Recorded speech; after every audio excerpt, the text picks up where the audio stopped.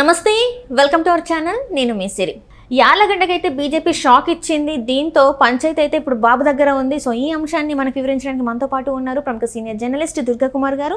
నమస్కారం సార్. నమస్తే సిరి, మన వీక్షకులు కూడా నమస్కారం సార్. ఇప్పుడు చూస్తుంటే అంటే కూటమిలో కుంపటి అంటే ఒక ఏమంటారు గొడవలు స్టార్ట్ అయినాయేమో అనిపిస్తుంది. ఎందుకంటే బీజేపీ నేత యార్లగడ్డ గారిని అభ్యర్థిత్వాన్ని వ్యతిరేకిస్తున్నారని చెప్పేసి మనకు వార్తలు వస్తున్నాయి, మనం వార్తలలో చూస్తున్నాం. ఇంతకు అసలు ఏం జరిగి ఉంటుంది, అసలు ఎందుకు అంటే వాళ్ళందరూ కూటమిలో ఉన్నా కూడా వాళ్ళ ఎందుకు సఖ్యత లేదంటారు? అంటే ఎప్పుడైనా ఒక 2 లేదా 3 పార్టీలు కూటమి లేకపోతే 4 పార్టీలు కూటమిగా ఏర్పడినప్పుడు ఈ బాలారిష్టాలు అంటారు, ఇలాంటి మొదట్లో కొన్ని సమస్యలు రావటం అనేది చాలా సహజం సిరి. అందులోనూ రాజకీయాల్లో మరింత సహజం. ఇద్దరు నాయకుల మధ్య సరైన సంబంధాలు ఉండవు, సరైన స్నేహభావమైన పరిస్థితి ఉండదు. అందులో వీళ్ళు డిఫరెంట్ పార్టీలకు చెందిన వ్యక్తులు. అసలు యార్లగడ్డ వెంకట్రావు గారే వైఎస్ఆర్సీపీ నుంచి తెలుగుదేశంలోకి వచ్చాడు. అక్కడ పార్టీ టికెట్ ఇవ్వలేదని. అసలు అక్కడ తెలుగుదేశంలో ఎన్నికైన వల్లభనేని వంశీ ఆయన వైఎస్ఆర్సీపీలో చేరాడు.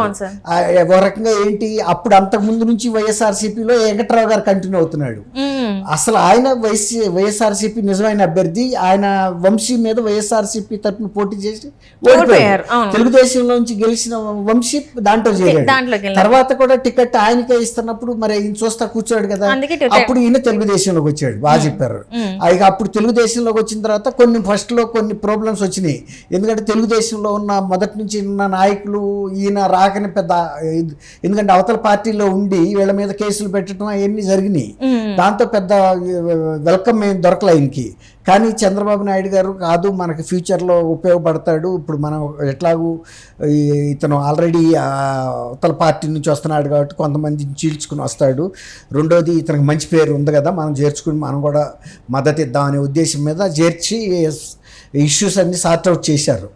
అదేమైందంటే గన్నవరం నియోజకవర్గం, ఇది విజయవాడ పక్కనే, ఎయిర్పోర్ట్ ఉండేది కూడా గన్నవరం, విజయవాడ ఎయిర్పోర్ట్. అట్లా అనమాట. అయితే ఆ నియోజకవర్గంలో ఇప్పుడు తెలుగుదేశంకి టికెట్ పొత్తులో కేటాయించారు. తెలుగుదేశం అభ్యర్థి సహజంగానే యార్లగడ్డ వెంకట్రావుని ఇచ్చారు. అయితే యార్లగడ్డ వెంకట్రావు గారిని బీజేపీ వాళ్ళు ఎందుకు వ్యతిరేకిస్తున్నారంటే, ఈయన పొత్తు ధర్మాన్ని పాటించి మాకు తగినంత ప్రాధాన్యత ఇవ్వలేదు, గౌరవం ఇవ్వలేదు, గుర్తింపు ఇవ్వలేదు, మాతో సరిగ్గా సహకరించడం లేదనేది బీజేపీ వాళ్ళ అభియోగం, ఫిర్యాదు అయ్యి ఉండొచ్చు. కొంత ఏంటంటే వాళ్ళకి ఆ టికెట్ రాలేదనే కొంత బాధ కూడా ఉంటుంది వాళ్ళకి లోపల. అందువల్ల కొంచెం అటువంటి కంప్లైంట్ కూడా వాళ్ళు రేజ్ చేశారు. అదేం లేదు, మేము అందరినీ కలుపుకెళ్తున్నాం అని వీళ్ళు చెబుతున్నారు. ఇప్పుడు వీళ్ళు ఏమంటారంటే, దీంతో అతను ఏం చేశాడు, శ్రీనివాసరావు అనే బీజేపీ నేత తను రెబెల్ క్యాండిడేట్గా బీజేపీ పార్టీ నుంచి వేసాడు. అసలు పొత్తు ధర్మం ప్రకారం వేయకూడదు కదా, అది తెలుగుదేశంకి సీట్ ఇచ్చినప్పుడు తెలుగుదేశానికి మద్దతు ఇవ్వాలి. మిగిలిన సాట బీజేపీ వాళ్ళకి సీట్ ఏదైతే కేటాయించారో అక్కడ తెలుగుదేశం మద్దతు, తెలుగుదేశం కార్యకర్తలంతా బీజేపీకి మద్దతు ఇస్తున్నారు. మరి ఇక్కడ తెలుగుదేశానికి వాళ్ళు మద్దతు ఇవ్వకుండా వాళ్ళు మాతో సరిగ్గా పొత్తు ధర్మం పాటించట్లేదు కాబట్టి మేము రెబెల్గా పోటీ చేస్తున్నాము అని వాళ్ళ చర్యను వాళ్ళు సమర్థించుకుంటున్నారు. ఎంత సమర్థించుకున్నా సహజంగా ఇప్పుడు తెలుగుదేశంకి నష్టం జరుగుతుంది కదా, ఇది ప్రజల్లోకి వెళ్ళటం మంచి పద్ధతి కాదు, వాళ్ళు ఉపసంహరించుకోవాలని తెలుగుదేశం కార్యకర్తలు నాయకులు కోరుతున్నారు. సరే, వాళ్ళల్లో వాళ్ళు కొంతవరకు పరిష్కరించుకోవడానికి ప్రయత్నించినా కూడా అది అంత ఒక దీనికి రాలేదు, ఒక పరిష్కార మార్గానికి. అప్పుడు ఈ ఇష్యూని చంద్రబాబు నాయుడు గారి దగ్గరికి తీసుకెళ్లారు. ఇట్లా బీజేపీ శ్రీనివాసరావు అని ఒక ఆయన రెబెల్గా వేసాడు, మళ్ళీ మనం సహకరించట్లేదు అన్నాడు, మా వైపు నుంచి తప్పు జరగలేదు, మేము వాళ్ళకి ఇవ్వాల్సిన గౌరవం. అంటే ఎట్లా ఉంటుందంటే, ఆ నామినేషన్ వేసే రోజు సపోజ్ వీళ్ళు కూడా పిలవాలి అని అంటారు కదా, అందరం వెళ్ళి సమైక్యంగా వెళ్తే ఐక్యత బాగుందని జనంలో కూడా మంచి మెసేజ్ వెళ్తుంది. అట్లా వాళ్ళని పిలవలేదనో, పిలిచినా కూడా ఇంకేదో చేయలేదనో కొన్ని ఫిర్యాదులు చేస్తారు ఎవరైనా. అట్లాంటి కొన్ని చిన్న చిన్న ఇష్యూస్ వాళ్ళిద్దరి మధ్యలో ఉన్నట్టున్నాయి, వ్యక్తిగతంగా పార్టీ పరంగా కూడా ఉండొచ్చు. ఇప్పుడు చంద్రబాబు నాయుడు గారి దగ్గరికి వెళ్ళింది పురంధరేశ్వరి గారికి కూడా బీజేపీ అధ్యక్షురాలు ఆమె కాబట్టి ఆమెకు కూడా ఫిర్యాదు చేశారు. గన్నవరం తెలుగుదేశం నాయకులు, మాకు మీ వాళ్ళు ఇట్లా రెబెల్గా వేశారు, దయచేసి ఉపసంహరించండి, హృదయపూర్వకంగాను మాకు సహకారం పూర్తిగా ఇవ్వాలి, మీరు కలిసిమెలిసి పని చేసుకుందాం, మన ప్రజల్లో తప్పుడు సంకేతాలు వెళ్ళకూడదు అని ఆమె దృష్టికి కూడా తీసుకెళ్ళినప్పుడు ఆమె కూడా శ్రీనివాసరావు గారితో మాట్లాడుతుంది, కృష్ణా జిల్లా బీజేపీ నాయకులతోనూ మాట్లాడి వారి ద్వారా సందేశం పంపిస్తుంది, అవసరమైతే పిలిపించుకుంటే మాట్లాడతారు. చంద్రబాబు నాయుడు గారు కూడా ఇప్పుడు పురంధరేశ్వర్ గారి ద్వారానో ఇంకొకరి ద్వారానో ఈ సమస్యను మీ పార్టీ ద్వారా పరిష్కరించే ప్రయత్నం చేస్తారు. అంటే ఇప్పుడు చూస్తుంటే సార్ ఇంకా కొన్ని ఇప్పుడు ఏదైతే సీట్ల సర్దుబాటు విషయంలో ఇంకా అభ్యర్థులను ఐదు మంది అభ్యర్థులను మార్చే అవకాశం ఉందని కూడా మనకి వార్తలు వస్తున్నాయి. అంటే ఇంకా బీజేపీ అంటే ఏదైతే ఈ 3 పార్టీల కూటమి ఉందో, టీడీపీ, జనసేన, బీజేపీ కూటమి ఉందో, ఇందులో ఇంకా కొంత సఖ్యత అయితే కుదరలేదు, అందుకే ఇంకా మార్పులు చేర్పులు జరుగుతున్నాయి అని చెప్పేసి కూడా మనకి వార్తలు వస్తున్నాయి. నిన్నటి వరకు చూస్తుంటే మనకి అర్థమైంది, వాళ్ళు బయటికి చెప్పారు. సో అంటే ఏంటి ఇంకా ఏమన్నా అంటే జరుగుతున్నాయా లోపల అంతర్గతంగా? నువ్వు చెప్పింది కరెక్ట్ అమ్మా సిరి. ఇప్పుడు అనపర్తి ఉంది, అది తూర్పుగోదావరి జిల్లాలో, అంటే ఉమ్మడి తూర్పుగోదావరి జిల్లాలో. అనపర్తిలో వాళ్ళకి సరైన క్యాండిడేట్ దొరకలేదు. తెలుగుదేశంకి ఉన్న క్యాండిడేట్ బలమైన క్యాండిడేట్. ఇప్పుడు ఆయన్నే బీజేపీలో జారమన్నారు, ముందు జారమని అన్నాడు, ఇప్పుడు బీజేపీలో జారమనండి అని తెలుగుదేశం కూడా బీజేపీలో జారమని ప్రోత్సహించింది. అక్కడి నుంచి బీజేపీకి ఇచ్చాం కాబట్టి ఆ టికెట్ మీదే కంటెస్ట్ చేయమన్నారు. అట్లా కొన్నిసార్లు కొన్ని నియోజకవర్గాల్లో బీజేపీకి సరైన అభ్యర్థులు జనసేనకు కానీ దొరకపోయిన సందర్భాల్లో తెలుగుదేశంలో ఉన్న బలమైన నాయకుల్ని, సీనియర్ నాయకుల్ని జనసేనలోకి తీసుకుని టికెట్లు ఇచ్చిన సందర్భాలు ఉన్నాయి.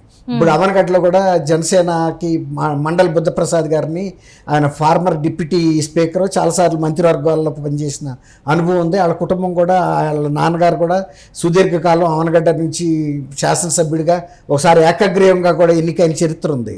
కాబట్టి ఆయన్ని అందరికీ వివాదరహితుడిగా ఉంటాడనే ఉద్దేశం మీద జనసేన ఇచ్చింది. ఆయన టీడీపీ లీడర్ యాక్చువల్గా. ఆ టికెట్ జనసేనకి వెళ్ళిపోయింది, కానీ బలం టీడీపీకి ఉంది.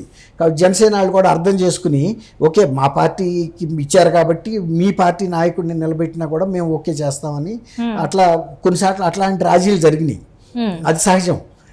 అట్లా ఇంకా కొన్ని కూడా జరిగిన సందర్భాలు ఉంటాయి. ఇంకా రేపెల్లుండిలో కూడా జరిగిన ఆశ్చర్యం లేదు. అంటే ఇప్పటివరకు కూటమిలో అంటే మోదీ గారు మొన్న వచ్చినప్పుడు, చిలకలూరుపేటకు వచ్చినప్పుడు జగన్ గారి గురించి ఎట్లాంటి అంటే వ్యతిరేకంగా ఏం మాట్లాడలేదు, అంటే కూటమిలో ఉండి కూడా వ్యతిరేకంగా మాట్లాడలేదు. అండ్ ఇప్పుడు కూడా 2-3 సభలు తను నిర్వహించే అవకాశం ఉంది, మోడీ గారు అటెండ్ అయ్యే అవకాశం ఉంది, ప్రసంగించే అవకాశం ఉంది అన్నారు. సో ఇప్పుడైనా కనీసం మరి జగన్మోహన్ రెడ్డి గారికి వ్యతిరేకంగా మాట్లాడే అవకాశం ఉందా? సరే ఈసారి కూడా తూతు మంత్రంగా వెళ్ళే అవకాశం ఉందా? ఆయన మాట్లాడారు. ఇప్పుడు గత 5 సంవత్సరాల్లో జరిగిన పరిపాలన ఆంధ్రప్రదేశ్ ప్రభుత్వాన్ని వెనక్కి తీసుకెళ్లిపోయింది, ప్రగతిని దెబ్బతీసిందని అన్నాడు. ఆ మాట అన్నాడు. ఈ పరిపాలన దుష్పరిపాలన జగన్మోహన్ రెడ్డిదని. కానీ ఆంధ్రప్రదేశ్ ప్రజల పట్ల, ఆంధ్రప్రదేశ్ ప్రయోజనాల పట్ల, ఆంధ్రప్రదేశ్ అభివృద్ధి పట్ల, ఆంధ్రప్రదేశ్ పురోభివృద్ధికి అహరహం కృషి చేస్తాం చంద్రబాబు నాయుడు గారని కూడా సర్టిఫికేట్ ఇచ్చాడు. అందువల్ల చంద్రబాబు నాయుడు గారితోనే మేము కూటమి ఏర్పాటు చేశాము, చంద్రబాబు నాయుడు గారి నాయకత్వాన్ని బలపరచాలి అని చెప్పాడు. అంటే ఎక్కువసేపు ఆయన మీద వ్యక్తిగత విమర్శలు చేయకపోవచ్చు, ప్రధానమంత్రి కాబట్టి. ఆయన రాష్ట్రం తిరోగమనంలో ప్రయాణించిందనే మాట అది జగన్మోహన్ రెడ్డి గారి పరిపాలన మీద రిమార్కే కదా. తర్వాత ఎప్పుడు కంటిన్యూస్గా రాష్ట్ర ప్రగతిని కోరుకుంటున్న వ్యక్తి చంద్రబాబు నాయుడు గారు అన్నాడు. అది చంద్రబాబు నాయుడు గారి యొక్క వ్యక్తిత్వాన్ని, ఆయనలో చిత్తశుద్ధిని అభినందించినట్టే కదా.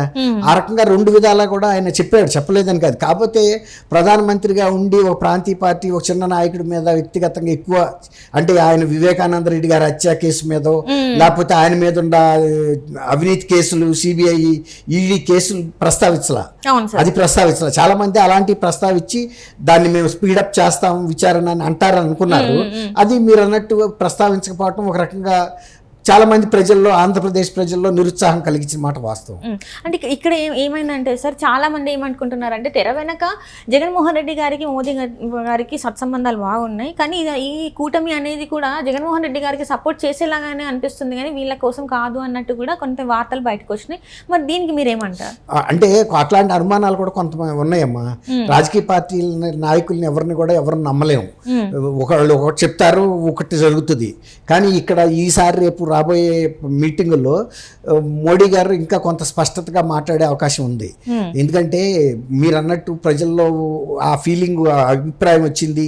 మోడీ గారు జగన్మోహన్ రెడ్డిని తీవ్రంగా విమర్శించలేదు, అంటే కొన్ని ఇంకా అంతర్గత ఒప్పందాలు ఉన్నాయా అనే అనుమానాలు ఉన్నాయి. కాబట్టి తర్వాత ఆర్ఎస్ఎస్ పార్టీ కూడా బీజేపీ పెద్ద నాయకులకి వార్నింగ్ ఇచ్చింది, జగన్మోహన్ రెడ్డిని మీరు దూరంగా పెట్టండి, ఆయన మీద మీరు కటుగా మాట్లాడి బీజేపీతో ఏ విధమైన ఒప్పందం లేదనే ఒక అభిప్రాయం ప్రజల్లో సుస్పష్టంగా కల్పించండి, లేదంటే పార్టీ నష్టపడుతుందని చెప్పారు. కాబట్టి ఈసారి రేపు వచ్చే ఎన్నికల్లో ఆయన అది కూడా బహిరంగంగా మాట్లాడే అవకాశం. Right sir, right, thank you so much sir. Thank you అమ్మ సిరి, మన వీక్షకులు కూడా నమస్కారం.